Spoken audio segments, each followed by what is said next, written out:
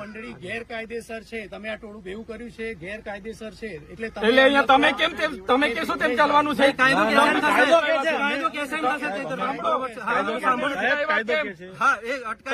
અટકાવ્યા એટલે પબ્લિક આવી છે. કેમ મને રાત્રે અટકાવ્યા છે તમે? કેમ ધારાસભ્યને તમે નજરકેદ કેમ કર્યા છે? તમને એટલા માટે બોલું છું કોઈને. અમારી ઓથોરિટી બોલે છે, તમારા નેતા બોલે છે, મહેરબાની કરીને સાહેબને સાંભળો. ઉભા રહો, બોલો. શું કરવા અમને રોકેલા છે? બોલો. તમે ત્યાં એલાન કર્યું હતું કે તમે ત્યાં કયામાં એલાન કર્યું? કયા સમાચારમાં એલાન કર્યું? ઉભા રહો. ઓ બેન વાત કરીએ છીએ. હા બેન, શાંતિ. શાંતિ. કોઈ પોલીસ વાળો એવું ના સમજે. અહીંયા કોઈ બી મગજમારી નહીં કરતા. હા, અહીંયા કોઈ મગજમારી નહીં કરતું સાહેબ, કોઈ નહીં કરતું. ધારાસભ્યને કેમ રોક્યા છે એની વાત કરો. તમને એટલા માટે રોક્યા છે કે ત્યાં તમે જઈને કાયદો વ્યવસ્થા કઈ બગાડો. જગ્યાએ જઈને કાયદો વ્યવસ્થા ભાઈ? અહીંયા કરો છો અત્યારે તમે માણસોને. હા, અમારો વિસ્તાર છે. હું ચૂંટાયેલો ધારાસભ્ય છું. તમને મને ડિટેન કરવાનો ઓર્ડર છે તમારી પાસે? હા, બતાવો. એનો ઓર્ડર ના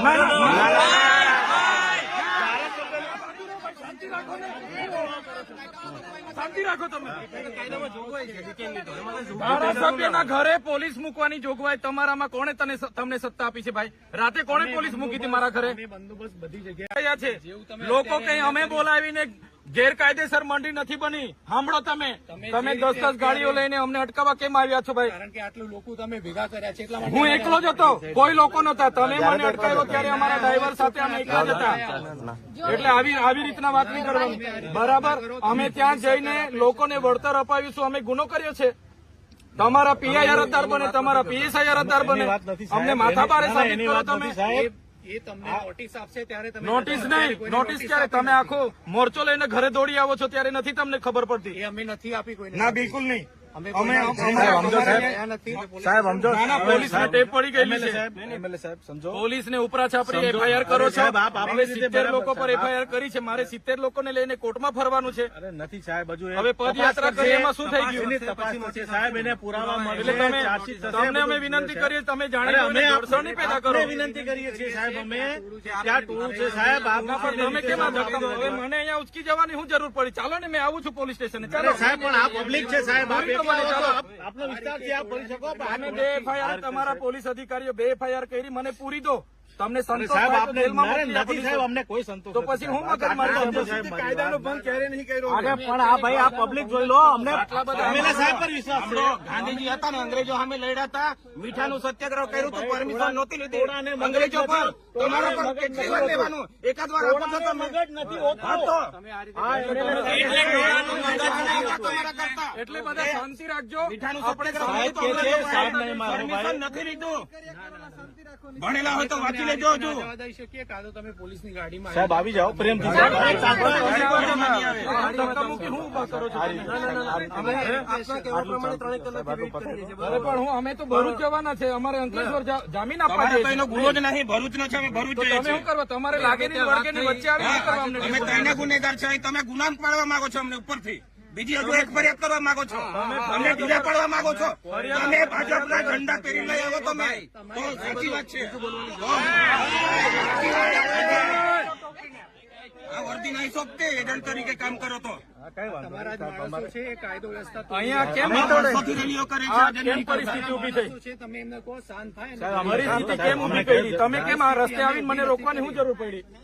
અમે તમને એટલા માટે રોક્યા છે કે તમે ત્યાં જઈને બીજું આવી ત્યાં શું કરવાના? અમે અરે ધારાસભ્ય છે, લોકો આવે લાખો પબ્લિક તો ફરિયાદ કરતા પહેલા તમારે વિચારવું જોઈએ ને ભાઈ. ખોટી ફરિયાદ શું કરવા કરો છો? અમે નથી કરી સાહેબ. તો પછી રોકવા શું કરવા આવ્યા છો? સાંભળો સાહેબ, એને અમે એ મળતા નથી. કંપનીમાં 3 દિવસ પછી મનસુખભાઈ પી ગયા તો એકલા તો નહીં ગયા, કેટલા જણ ગયેલા હાથે?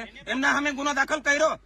તઈ જઈને એ લોકો ફોટા પડીને આવ્યા. તઈ હું બોલ્યા જ છે ને એમણે. એજન્ટ ખાલી એજન્ટ તરીકે તમે કામ કરો, તેના પર ગુનો દાખલ કરો ને તે કંપની ગયેલા કે નહીં? સાંસદ પોતે ગયેલા. જ્યાં ગુનો દાખલ થયો ત્યાં એ જ્યુરિડિક્શન અલગ છે. તો પછી હા તો એટલે અમે કાયદો વ્યવસ્થામાં હજુ બી કહીએ છીએ અધિકારીઓને, સાહેબ કાયદો વ્યવસ્થા જાળવીએ છીએ. તમે શાંતિપૂર્ણ રીતે આગળ ચાલો, અમે પાછળ આવીએ છીએ. કોઈ ડિસ્ટર્બ નથી થાય. એવું નહીં થાય. એમાં હટીશું નહીં.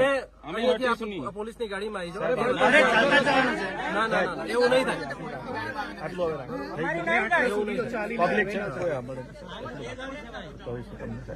સાહેબ ચાલતા જ આવશે ગાડીમાં. એટલે ભાઈ પણ આ જાણી જોઈને હું ચાલો બધા પોલીસની ગાડીમાં બેસી જાવ. ચાલો બધા ચાલો બેસી જાવ બધા. બધી ગાડીમાં બેસી જાવ. બધા પર ગુનો દાખલ કરો. ગુજરાતનો ફર્સ્ટ નંબરનો ગુનો અહીં દાખલ કરો. ચાલો બેસી જાવ બધા જ. હા તો કઈ નહીં, બેસી જાવ. ચાલો ગાડીઓમાં. પોલીસ અધિકારીઓને વિનંતી કરીએ છીએ, અમારા કોઈ પણ કાર્યકર હાથે પછી જીબા જોડી કે માહોલ પેદા માહોલ બગાડવાની કોશિશ નહીં કરો. તમે સપોર્ટ કરતા હોય તો અમને શું અમે છે જ નહીં યાર. આ તો આટલે 3 કલાકથી વાટાઘાટો કરીએ છીએ. સાહેબ હવે હા, તમે આવી રીતના રાતો બારોબાર અટકાવી દો યાર. પણ અમારે બી કાયદો વ્યવસ્થા જોવા આપણી ગાડી એક મંગાવી લો આગળ. સાહેબની ગાડીમાં આવે છે. એમની ગાડીમાં આવે છે. હવે નવી જીત પકડી સાહેબ તમે ગાડીમાં કીધું હવે નવી જીત પકડી ગાડીમાં બેસી જવા દો ને. હવે ગાડીમાં બેસવા તો તૈયાર થઈ ગયા છે. ત્યાં બધા પોલીસ સ્ટેશને આ પોલીસ સ્ટેશને આવશે, બહાર ઉભા રહેશે. ત્યાં કોઈ સૂત્રોચ્ચાર કે કોઈ બીજી જીબા જોડી નથી. બરાબર છે. ના ના, અંદર આવશે ને ગેટ રોડ પર ક્યાં ઉભા રહેશે? પ્રાંત કચેરી છે, મામલતદાર કચેરી છે. ચાલો માની ગયા કે સાહેબ માની ગયા. ચાલો આપણી ગાડી મંગાવી લો. સાહેબની ગાડી મંગાવી લો. ચાલો હવે કોઈ જીબા જોડી ઘર્ષણ કરવાની જરૂર જ નહીં સાહેબ. ને કોઈ પોલીસ અધિકારી, કોઈ આગેવાન, કોઈ લીડર સાથે ઘર્ષણ નહીં પેદા કરે.